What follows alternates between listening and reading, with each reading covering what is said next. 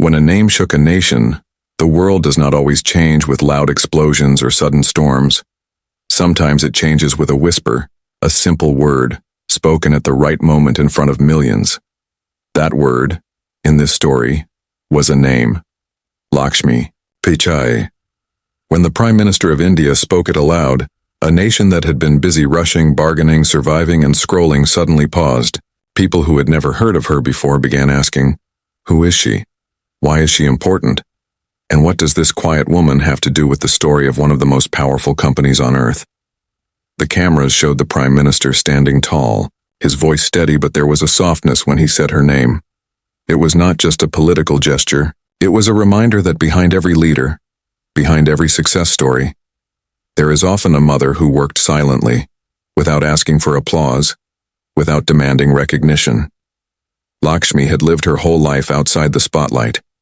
She had been a homemaker, a wife, a mother, a woman who once balanced the family budget with careful hands and silent prayers. She had never stepped onto a stage, never spoken into a microphone, never thought the world would echo with her name. Yet here, it was rising above the noise of a restless country. In that moment, television screens flickered across India, in tiny tea shops where men sat huddled around old sets, in apartments where families gathered after long workdays, in villages where neighbors shared a single antenna, people leaned closer. They whispered, "Pichai? Is that the same Pichai family? From Chennai? Is that Sundar Pichai's mother?" And slowly, like ripples spreading across a pond, the story reached every corner. Lakshmi, in her quiet home, heard it too. Perhaps she did not even watch the speech live. Maybe a neighbor told her, or maybe her phone rang endlessly with calls from cousins and friends. She must have sat in her chair, her sari folded neatly, her eyes widening just a little as she realized the leader of the nation had spoken her name with respect. No one could measure what she felt in that instant, but one could imagine the weight of years pressing gently against her chest. Years of sacrifices, of unnoticed labor, of waking early to cook, of counting coins for bus fare, of watching her children's dreams grow larger than the walls of their small home. But this story is not just about that moment. To understand why it mattered, to understand why millions felt moved, we must travel back in time. We must return to a boy who walked narrow streets in Chennai, his school bag heavier than his small shoulders, his eyes filled with questions he did not know how to ask. We must return to Sundar Pichai before the world knew his name, before Google, before Silicon Valley. We must return to the days when he was simply Lakshmi's son. Sundar was not born into wealth or privilege. His family lived in a modest home, in Ashoka Nagar, a neighborhood of Chennai where life was simple and frugal. They did not have a car. They did not even have a phone for many years. There was one small room that served as the family's living space, and every item inside it carried the marks of careful use.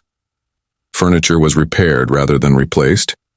Clothes were passed down, and electricity was switched off quickly to save money. But inside this home lived a warmth that no wealth could buy.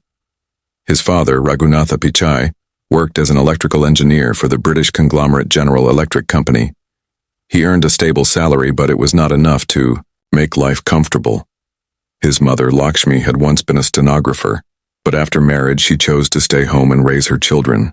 Together they managed stretching every rupee until it could not be stretched further.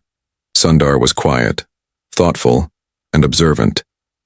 He was not the kind of child who demanded attention. Instead, he listened. He noticed. He remembered. His gift, even as a boy, was memory. When the family finally got a rotary telephone, Sundar could recall every single number he dialed, sometimes after hearing it only once. His parents saw it as a curiosity, but for him it was more than that. It was the first sign that his mind worked differently, that he had a way of seeing patterns invisible to others. Yet talent alone does not create greatness. Life tested Sundar in ways that could have easily broken him. His family lived with limits that many would find suffocating. Today, Sundar studied by the light of a kerosene lamp when electricity failed. He shared his textbooks with friends because buying two was unnecessary luxury. Sometimes he went to bed hungry because meals had to be rationed carefully. But in the middle of these hardships, Lakshmi carried herself with calm dignity. She never allowed bitterness to enter her home. She never allowed her children to feel ashamed of what they lacked. Instead, she reminded them of what they had: knowledge, discipline, and the belief that kindness could carry them further than anger. Sundar absorbed these lessons deeply. When he faced insults at school for being too quiet, when he saw classmates with better shoes or better lunches, he chose not to envy. He chose to endure. One day, when Sundar was still a teenager, his father took him to buy a new notebook. The shopkeeper placed several in front of them. Sundar's eyes went to the thick, expensive one, but his father gently pulled his hand away. "Not this one, Sundar. We cannot afford it. This one will do." Sundar nodded. He did not argue. He understood. That was how he learned humility. Not from books, not from speeches, but from the daily rhythm of restraint. What he did not know then was that these small lessons would one day guide him in the largest boardrooms in the world, where men in suits would argue about billions. The boy who once accepted a thinner notebook would one day accept challenges others thought impossible. But at that time, he was simply a son, watching his parents hold their fragile world together with love. The hook of this story, the reason people lean in when they hear Lakshmi's name, is not just because Sundar became the CEO of Google. It is because his journey mirrors the journey of so many families in India and beyond. Families who struggle quietly, mothers who sacrifice silently, fathers who work tirelessly, children who dream against the weight of poverty. When Modi spoke Lakshmi's name, it was not just about one woman. It was about all of them. Yet this is only the beginning, for behind Sundar's calm face and gentle manners lay years of unseen battles. And the first of these battles was waiting just around the corner. As he grew older, the dreams inside him grew too large for the small room in Chennai.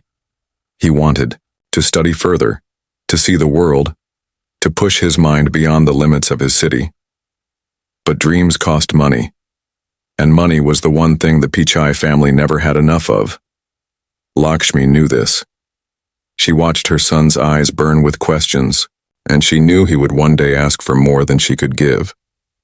She must have feared that moment, yet she also longed for it because no mother raises her child only to keep him small. The story of Sundar Pichai was about to turn. The boy with the sharp memory, the boy who lived in the shadows of scarcity, was about to face his first true test. Rejection stood waiting for him, sharp and cold, ready to crush his spirit. And it would come not from strangers, but from the very path he had hoped would carry him forward. The boy who dreamed beyond the streets of Chennai. Sundar's rejection came like a stone through glass. It was quiet at first, just a letter folded in his hands, but the sound of it breaking his spirit echoed through the small home in Ashoka Nagar. He had applied for a scholarship that would allow him to take the first step beyond his city, the first chance to see how far his mind could really go, but the letter told him no. There were other candidates, stronger, better prepared, more deserving in the eyes of those who judged. Sundar read it again and again, as if the words might change if he stared hard enough. They did not. He felt something heavy in his chest, heavier than the heat of the Chennai sun or the noise of traffic outside his window. For the first time, the boy who had remembered every phone number, who had quietly accepted every hardship, wondered if maybe he was not enough. Maybe his dreams were too big for a boy from a home without a car, without a refrigerator, without connections. Maybe the world was right to say no. Lakshmi saw the letter before he could hide it. She did not scold him. She did not weep. She did not even tell him that he would succeed next time. Instead, she sat beside him in silence. Her hand rested on his shoulder, and in that stillness, she gave him the strength his own heart could not find. She knew the weight of disappointment. She had felt it herself many years ago when she had given up her own career to raise her children. She knew that some dreams die quietly so that others may grow, and in that moment, she wanted Sundar to understand something deeper than success. She wanted him to learn resilience. "Life will not give you everything at once," she told him softly. "Sometimes it will push you away, so that you learn to push back." Those words stayed with Sundar longer than the rejection. He carried them into his school days, into the crowded classrooms where dozens of boys jostled for space and air, into the evenings when he studied by dim light while others played cricket outside. He carried them when he took the public bus, pressed shoulder to shoulder with strangers, holding his books tightly so they would not be crushed. He carried them when he looked at his father, tired after long days of work, yet still willing to explain engineering diagrams at the dinner table. Education became his weapon. It was the one thing no one could take away from him. He poured himself into it, reading not only the textbooks assigned, but also anything he could borrow from neighbors, from the small library near his home, from older students who had moved on and no longer needed their notes. His curiosity stretched far beyond his circumstances. While his family measured rice carefully to make it last, Sundar measured knowledge, piling it up quietly inside him. But knowledge alone was not enough. Sundar learned humility in the most ordinary moments. When the family finally bought a refrigerator, after years of saving, he watched how his mother treated it with reverence, cleaning it daily as if it were a guest. He understood then that progress was fragile, that every step forward had to be guarded carefully. When he visited wealthier classmates and saw their larger homes, he did not complain about his own. Instead, he reminded himself that kindness and respect were more valuable than possessions. In those years, small acts of kindness became anchors for him. Once, when he forgot his lunch, a friend quietly shared half of his meal without asking for anything in return. Sundar never forgot it. Another time, when a teacher mocked him for being too quiet, a librarian encouraged him, telling him that silence was not weakness but strength if used wisely. Sundar held on to these moments, collecting them the way others collected coins. They were proof that even in a harsh world, goodness existed. His father noticed his discipline and began to dream quietly for him. Raghunatha believed that his son could go further than he ever had, perhaps even beyond India. But he also knew the cost. Sending a child abroad required money that the family simply did not have. Still, he did not crush the dream. Instead, he nurtured it carefully like a small plant in a dry field, hoping one day the rains would come. As Sundar approached the end of his school years, another test awaited him: entrance exams. They were fierce, competitive, unforgiving. Only the brightest or the best prepared, or sometimes the luckiest, made it through.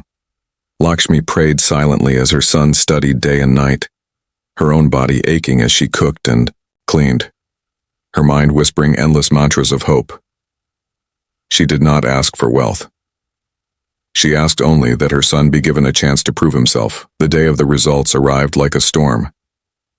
Sundar walked to the notice board, his heart racing. Around him, students pushed and shouted, some crying with joy, others sinking with despair. He searched for his name line by line until finally he saw it. He had made it. The boy from Ashokanagar, the boy who had faced rejection, had passed. Tears filled his eyes, though he tried to hide them. He knew this was only the first step, but it was enough to keep his dreams alive. When he returned home, his mother smiled through her own tears. His father nodded quietly, pride shining in his tired eyes. Yet even as Sundar celebrated, a shadow loomed. The exams were only the beginning. The journey ahead was longer, harder, filled with choices that would test not just his intelligence but his character. His family's sacrifices would grow heavier, and he would soon face moments that demanded more than resilience. They would demand courage, the kind that could break a young man or forge him into something greater. One evening, as he sat on the small balcony of his home, watching the sun sink behind the crowded rooftops of Chennai, Sundar whispered to himself that he would not stop until he reached the place his dreams pointed to. He did not know where that was, only that it was far away, waiting. What he did not know was that the path ahead would not only test his mind, but also his heart. For the next step of his journey would carry him out of his familiar streets and into a world that did not care about his memories, his sacrifices, or his mother's prayers. It would be a world colder and harsher than anything he had known. The journey of 1,000 miles begins on a crowded train. The train leaving Chennai that morning was like every other train in India. Noisy, crowded, filled with the smell of steel, sweat, and chai. But for Sundar, it was not an ordinary journey. It was the first time he was leaving the familiar streets of Ashoka Nagar behind. His suitcase was small, packed with neatly folded clothes by his mother's careful hands. Inside it, hidden between shirts, was a packet of food she had prepared, idlis wrapped in banana leaves, chutney in a small container, a taste of home to carry him into the unknown. Lakshmi stood on the platform, her sari blowing slightly in the wind, her eyes fixed on her son as if she could hold him back with her gaze alone. She had watched him grow from a quiet boy into a young man, and now she had to let him go. She smiled, though her lips trembled, and raised her hand in blessing. Sundar pressed his face against the window bars, memorizing the sight of her, knowing it would be weeks before he saw her again. As the train pulled away, Sundar felt two emotions fight inside him, excitement and fear. Excitement because he was stepping into the world he had dreamed of, a place where he could learn, build, and push his mind. Fear because he knew the weight of his family's sacrifices sat squarely on his shoulders. His education was not just his dream. It was his parents' dream, their gamble, their hope that one day the world would open to him in ways it never had to them. The train rocked back and forth, carrying him north toward his future. The compartments were crowded. Strangers talking loudly, vendors pushing through with trays of tea, the sound of children crying, the constant rhythm of wheels against tracks. But inside Sundar's mind there was silence. He thought of his father's tired eyes, his mother's gentle words, and he promised himself he would not waste this chance. He would honor their sacrifices no matter how hard the road became. The Indian Institute of Technology was unlike anything Sundar had ever seen. The campus was vast, the classrooms intimidating, filled with some of the brightest minds in the country. For the first time, Sundar felt small, almost invisible. Many of his classmates came from wealthier families. They had the best preparation, the latest books, the confidence that came from never knowing hunger or financial strain. Sundar, in his modest clothes and quiet voice, often stood at the edges of conversations. The first weeks were hard. He struggled to keep up with the pace of lectures, the heavy load of assignments, the competitive atmosphere where everyone seemed smarter, faster, more certain than he was. He ate simple meals in the hostel, sometimes skipping them to save money. At night, when the lights dimmed and laughter filled the corridors, he often sat at his desk alone, revising until his eyes ached. But slowly, resilience began to shape him. Sundar remembered his mother's words. Life pushes you away so you can push back. He pushed back with determination. When he did not understand a concept, he stayed late in the library until he did. When he felt left out of groups, he reminded himself that silence was his strength, not his weakness. He built his reputation not through loud words, but through quiet excellence. Professors began to notice. Classmates who once ignored him began to ask him for help. One evening, sitting under a tree on campus, Sundar realized something important. Success was not about where he came from. It was about how much he was willing to endure. He thought of his mother sitting at home, counting coins to send him money, and his heart hardened with resolve. He would not fail. Yet even as he adjusted, life tested him again. The institute required tools, books, and materials that were expensive. Every time a new list came out, Sundar felt panic. He wrote long letters to his father, carefully hiding his worry, but he knew each request for money meant more sacrifices back home. His father sometimes borrowed from friends, sometimes delayed paying bills, sometimes went without things he needed. Lakshmi too gave up small comforts, a new sari, sweets during festivals, so that their son's path remained clear. There were days when guilt almost crushed Sundar. He wondered if he was being selfish, if his dreams were costing his family too much. But then he remembered the look in his mother's eyes at the train station, not fear but faith. She believed he was worth it. That faith became his fuel. Time passed and Sundar grew stronger. He built not just knowledge but also character. When other students competed fiercely for grades, he chose to help them. When others dismissed the less gifted, he offered kindness. His humility stood out in an environment where arrogance often thrived. Slowly, he built not just respect, but also friendships. One day, while working on a group project, Sundar suggested a simple solution to a problem the team had been struggling with for days. It worked perfectly. His teammates looked at him with surprise and admiration. For the first time, Sundar felt he truly belonged. It was a small moment, but it planted a seed. Perhaps he was not just surviving here. Perhaps he was meant to lead. Graduation approached, and with it, new questions. What next? Many of his peers already had offers lined up. Some came from wealthy families that could send them abroad without worry. Sundar dreamed of studying further, perhaps in America, where the world's greatest universities stood waiting. But the thought of money hung over him like a storm cloud. Flights, tuition, living expenses, it seemed impossible. Yet Sundar could not let go of the dream. He filled out applications anyway, pouring hours into essays, writing with the quiet desperation of someone who knew this was his only chance. When the acceptance letter arrived, he held it in trembling hands.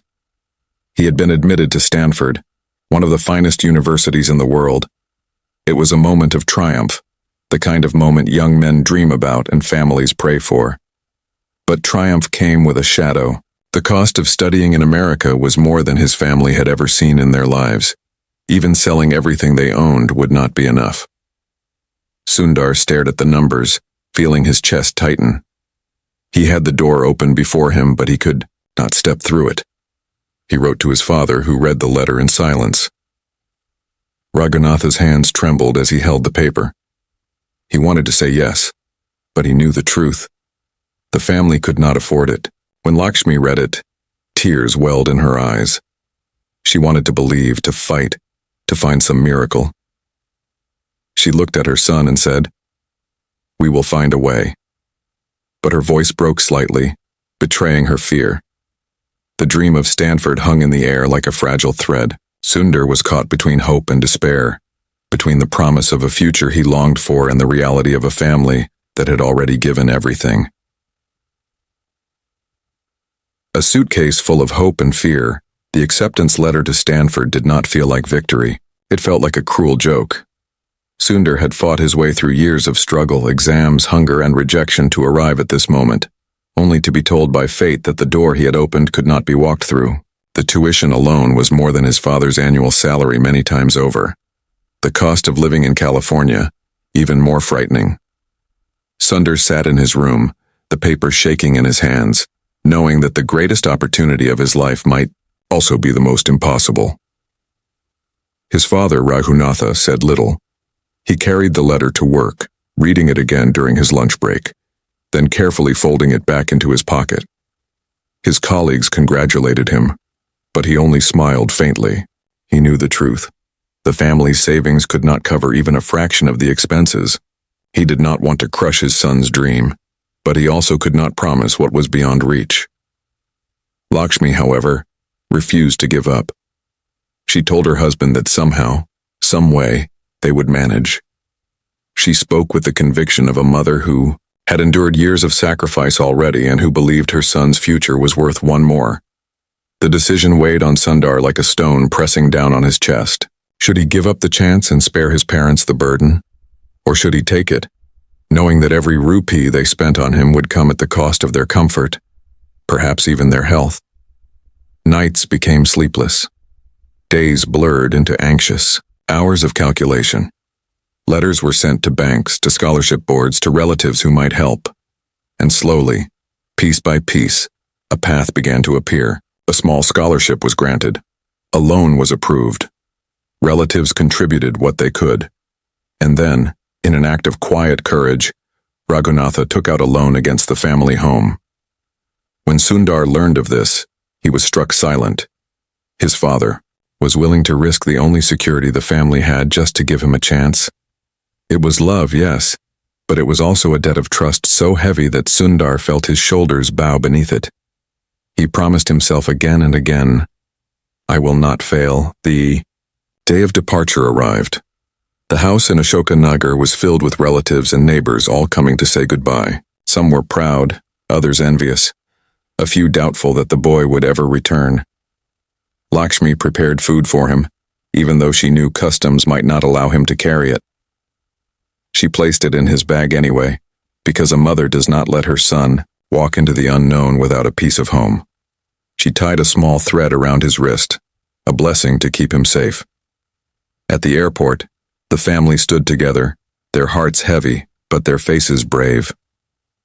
Sundar hugged his mother, inhaling the familiar scent of her sari, trying to memorize it. His father pressed his hand firmly, saying little but conveying everything in the pressure of his grip. As he walked toward security, Sundar turned one last time to see them. Lakshmi was crying openly now, her hand raised in blessing. His father stood tall, but his eyes glistened. Sundar swallowed hard and kept walking, each step carrying him further from the life he had known. California was another world. The air was crisp, the buildings taller, the roads wider. But for Sundar, the greatest shock was not the scenery. It was the loneliness. In Chennai, even in hardship, he had always been surrounded by family, by neighbors, by the sounds of a country that never slept. Here, the silence of his dorm room was suffocating. He struggled to understand the accent of his professors, the speed of their lectures, the casual confidence of students who seemed to belong effortlessly. Money remained a constant fear. Every dollar spent felt like a piece of his family's sacrifice, vanishing into thin air. He lived simply, often skipping meals, saving every cent. When classmates invited him out, he declined politely, knowing he could not afford it. Sometimes he walked long distances instead of taking buses just to save a few coins. Yet even in this strange new world, Sundar's resilience carried him forward. He threw himself into his studies, not because he loved every subject, but because he knew failure was not an option. Every page of every textbook was read with the weight of his father's loan pressing on his back, with the memory of his mother's tears burning in his mind. Slowly, cracks of light began to appear. Professors noticed his discipline, his humility, his ability to find simple solutions to complex problems. Classmates who had once overlooked him began to seek his help. He made friends cautiously, always polite, always respectful. His quiet manner, which had once made him invisible, now made him memorable. But life abroad was not only about studies, it was about identity. Sundar discovered how easy it was to feel invisible in a foreign land. People mispronounced his name, sometimes mockingly, sometimes out of ignorance. He never corrected them harshly. Instead, he smiled gently and repeated it. He carried his culture with him quietly, cooking Indian food when he could afford the spices, calling his parents late. At night, when international rates allowed, then came the first real storm. One of his loans fell through unexpectedly, leaving a gap that could not be easily filled. For weeks, he lived with the fear that he would be forced to leave, his dream collapsing just as it had begun. He walked the campus with a heavy heart, wondering if he should tell his parents, but he could not bring himself to add to their burden. Finally, he made a decision. He went to his professor's office and explained everything, his voice steady but his eyes betraying his desperation. The professor listened carefully, then quietly arranged for emergency funding through the university. Sundar left the office, with tears threatening to spill. He had been saved, but the lesson was clear. His journey was a tightrope, and every step could bring disaster. Still, he did not falter. He finished his courses with distinction, earning respect not only for his intelligence but also for his kindness, and soon whispers began to follow him. Professors spoke of his potential. Classmates said he was different, not because he was smarter but because he was steadier. But the higher he climbed, the greater the challenges became. And the next challenge would not come from poverty or culture shock. It would come from within, the walls of the corporate world he was about to enter, a world that was ruthless, unforgiving, and filled with people who played by rules very different from the ones Sundar had been raised with. The fire inside the glass walls. When Sundar graduated, the world opened before him like a vast highway, wide and glittering, but also filled with storms. He had walked miles through scarcity, survived the loneliness of a foreign land, and earned the right to dream bigger than ever before. Yet, he knew every new beginning came with its own battles. In America, jobs were competitive, companies were ruthless, and even the brightest minds could vanish into silence if they faltered once. He began in smaller roles, working quietly, learning how businesses in Silicon Valley moved like living machines. There were men and women with loud voices, full of confidence, their suits sharp, their laughter rehearsed. Sundar stood among them with the same modest clothes, the same soft voice, the same habit of listening more than speaking. Some mistook his silence for weakness, but inside him, there was fire. A steady flame that had been lit years ago in the narrow lanes of Chennai, fed by every rejection, every hunger pang, every sacrifice his parents had made. When he joined Google in 2004, the company was still young, still growing, but already powerful enough to attract the brightest minds on earth. Walking into the office for the first time, Sundar felt both awe and unease. The walls were glass, the energy electric, the conversations rapid. It was a place where ideas were currency, and where those who could not fight for their vision were quickly forgotten. His first projects were small, not the glamorous assignments others fought for.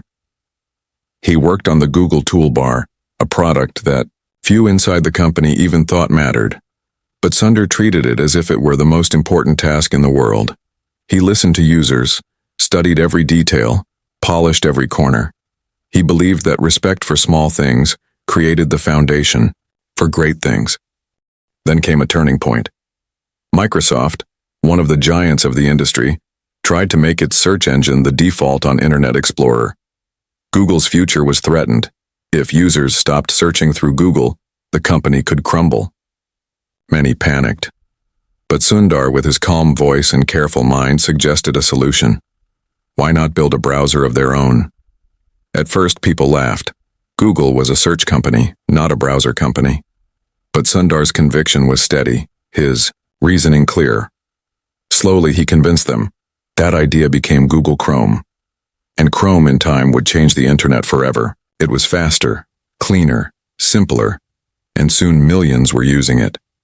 Sundar's quiet persistence had turned doubt into triumph. Inside Google, people began to notice him. He was no longer the quiet newcomer.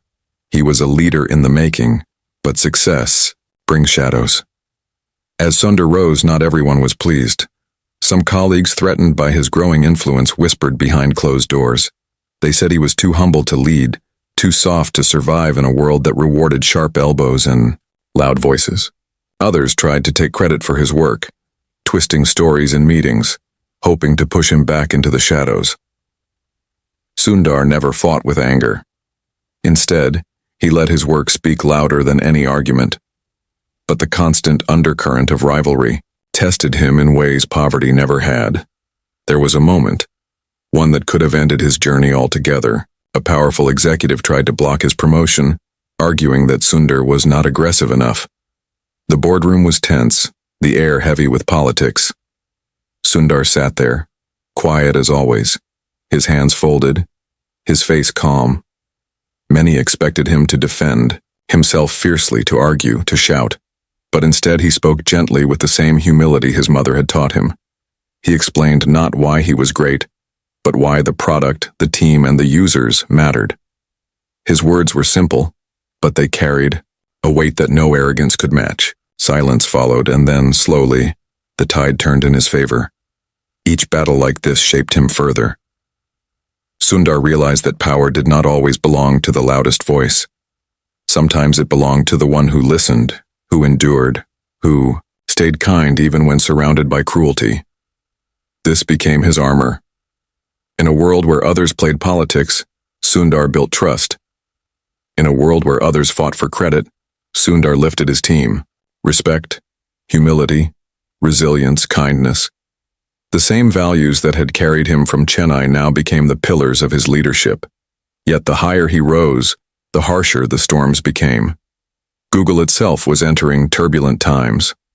New technologies were emerging. Rivals were growing stronger. Decisions had to be made that would shape not just the company, but the internet itself. Sundar found himself in rooms where billion-dollar choices were decided in minutes, where the wrong move could mean disaster. He often thought of his parents during these moments. When faced with overwhelming pressure, he remembered his father calmly repairing machines with steady hands, never rushing, never panicking. When facing betrayal, he remembered his mother's gentle reminders that kindness was not weakness but strength. These memories guided him when the weight of power threatened to crush him. Still, nothing could prepare him for what came next. A crisis inside Google erupted, a clash of visions at the very top. Leaders fought bitterly, alliances fractured, and the company seemed to teeter on the edge of chaos. In the middle of it all stood Sundar, quiet, steady, listening. He did not seek the spotlight, yet somehow the storm kept pulling him into its center. And then, unexpectedly, an opportunity arose. A chance to lead not just a project, but the entire company. Some believed he was ready. Others believed he would fail. The decision would rest not only on his skills, but also on whether the board could trust a man whose greatest strength was not aggression, but humility. The fire inside the glass walls, when Sundar walked into Google for the first time in 2004, the company still carried the energy of a young giant just beginning to understand its strength. The walls were glass, the offices colorful, the atmosphere casual yet buzzing with intensity. People wore t-shirts and jeans, but behind those simple clothes were some of the sharpest minds in the world. Ideas were traded faster than currency, and those who could not keep pace quickly faded into the background. Sundar felt like he had stepped into another universe, one where brilliance was normal, and ambition was the air everyone breathed. He began not with glamour, not with prestige, but with a small, almost unnoticed project, the Google Toolbar. It was a simple tool that helped people access Google search more easily from their browsers. Many inside the company saw it as secondary, hardly worth attention compared to bigger, flashier projects. But Sundar did not think that way. He had learned from his father, an engineer, that even the smallest component mattered. He had learned from his mother that small acts, repeated with care, built the foundation for great things, so he treated the toolbar as if it were the heart of Google itself. He listened to users, studied their frustrations, searched for details others overlooked. He believed that respect was not shown only to people, but also to the work itself, even if the work seemed small in the eyes of others. The quiet devotion he gave to the toolbar began to show results. More people used it, more people stayed connected to Google, and suddenly this small product became a crucial line of defense against competitors who wanted to shut Google out. And then came the storm. Microsoft, already one of the biggest companies in the world, tried to make its own search engine the default on Internet Explorer. It was a move that could have crushed Google overnight. Panic rippled through the offices. Debates grew heated. Ideas were thrown wildly. Fear was heavy in the air. But in the middle of it all, Sundar stayed calm. His mind was already at work, seeing patterns others missed. He stood in a meeting one day and, with his soft voice, suggested something bold. Why not build their own browser? The room went quiet. A few laughed. Some dismissed the idea outright. Google was a search company, not a software company. Building a browser was risky, expensive, almost foolish. But Sundar did not argue loudly. He explained gently, step by step, how a browser could give Google independence, how it could protect the company from being at the mercy of giants like Microsoft. It took time, but his quiet persistence won them over. The project began and Sundar poured himself into it. What emerged was Google Chrome, faster, cleaner, simpler, built for users rather than corporations. When it launched, it changed everything. Millions began to adopt it, and soon Chrome became the doorway to the internet for people across the globe. The boy who once studied under a dim lamp in Chennai had now built a product that lit screens everywhere. But success is never without shadows. Inside Google, not everyone celebrated him.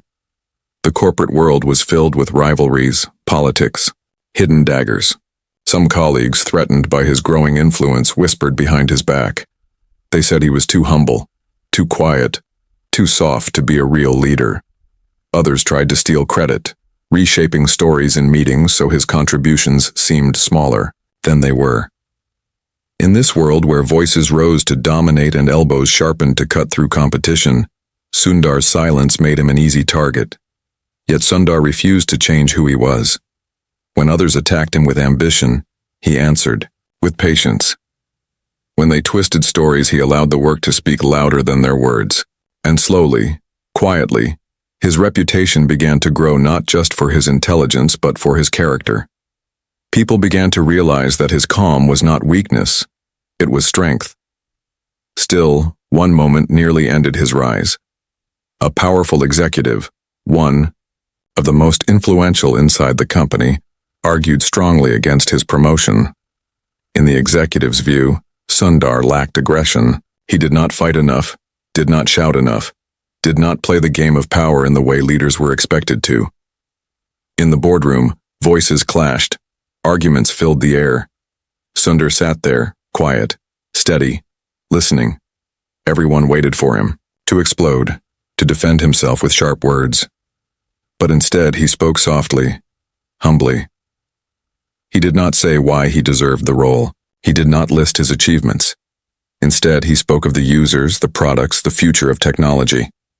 He spoke about responsibility, about building things that mattered, about earning trust. The room fell silent. There was no arrogance in his voice, no hunger for power, only conviction. Slowly the tide began to turn. And against the predictions of many, Sundar emerged not diminished, but stronger. These battles shaped him. He realized that leadership was not only about intelligence, not only about ambition, but about resilience of spirit. He thought often of his parents. When pressure weighed on him, he remembered his father fixing machines with steady hands. When betrayal stung, he remembered his mother's words about kindness. Those memories became his compass in a world that tried to bend him into something he was not. As the years passed, Sundar led more projects: Android, Gmail, Maps. Each became a pillar of Google's empire. His name, once quiet in the corners, now echoed in the halls. Yet with each step higher, the storms grew fiercer. Decisions became heavier, shaping not just the company but the internet itself. Rivals circled, the industry shifted, and Google's own leadership fractured with clashes at the very top. And then, at the heart of the storm, an unexpected question arose. Who would lead Google into the future? Many names were whispered, some louder, some more aggressive, some hungrier for the role. And then there was Sundar, the quiet one, the humble one, the man who listened more than he spoke. As the board gathered, the tension was electric. Powerful voices filled the room, debating, arguing, calculating. Sundar sat among them, his hands folded, his face calm. This was the moment that would decide everything. His journey from Chennai's crowded lanes, from rejection and hunger, from the sacrifices of his parents had brought him here. And now, the board would decide if his story continued upward, or if it ended here, undone, not by poverty, but by power. When a mother's name shook the world, the boardroom silence that had once felt like a verdict became the beginning of something larger. Sundar was chosen to lead. First Chrome, then Android, then Google itself, and finally Alphabet. Titles piled up like mountains, but Sundar carried them the way he carried everything else, without arrogance, without spectacle, without noise. He walked into one of the most powerful roles on earth with the same calm steps he had once used to walk barefoot across the dusty lanes of Chennai. Yet even in those moments of triumph, he never forgot. The boy who once studied by kerosene lamp never forgot the flicker of that light. The young man who ate simple hostile meals never forgot the hunger of scarcity. The son who had watched his parents give up comforts never forgot the quiet sacrifices that had made his journey possible. Power did not erase memory. Success did not erase humility. If anything, they deepened it. And then one day, far away from the boardrooms of Silicon Valley, in a speech broadcast across India, Prime Minister Modi spoke Lakshmi Pichai's name. The cameras caught his steady voice, the words delivered with weight and warmth. And suddenly, across the country, millions paused. In villages, towns, and cities, people repeated her name, many for the first time, Lakshmi Pichai. It was not Sundar's achievements that echoed that night. It was his mother's life. Her quiet endurance, her sacrifices, her silence. The world saw her not as a figure in the background, but as the root of a story that had carried an Indian boy to the highest seat of technology. Lakshmi herself sat in her modest home in Chennai when the moment arrived. Perhaps the television flickered.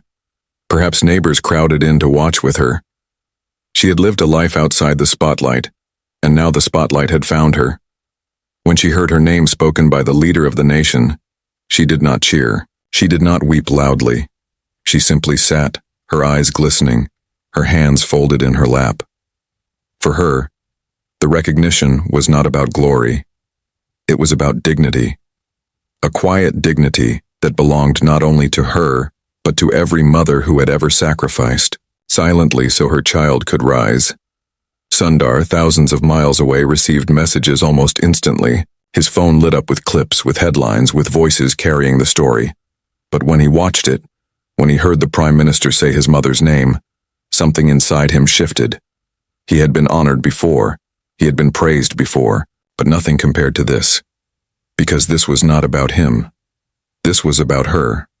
About them. About the countless families who lived lives of restraint, of sacrifice, of resilience, so that the next generation could dream. He remembered the thin notebook his father had once chosen for him instead of the thicker one he wanted. He remembered his mother's hands tying food in banana leaves for his first train journey. He remembered the trembling note from his father when he could not promise to fund Stanford. He remembered the tears his mother had tried to hide at the airport. All those moments rose inside him like waves, and in that instant Sundar understood something that had been waiting for him all along. Success is not measured by titles or power. Success is measured by the respect you give and the kindness you carry. As the speech ended, millions continued to talk. Journalists wrote about Lakshmi. Students shared her story. Mothers across India felt seen in her name. And somewhere in the middle of that vast echo, Sundar stood quietly, holding the truth close to his heart. His journey had not ended with him. It had never been just his. It was his mother's, his father's, his family's, his country's. And yet, even at the peak of recognition, Sundar knew the journey was not complete, because respect and humility are not moments to be reached, but paths to be walked every day.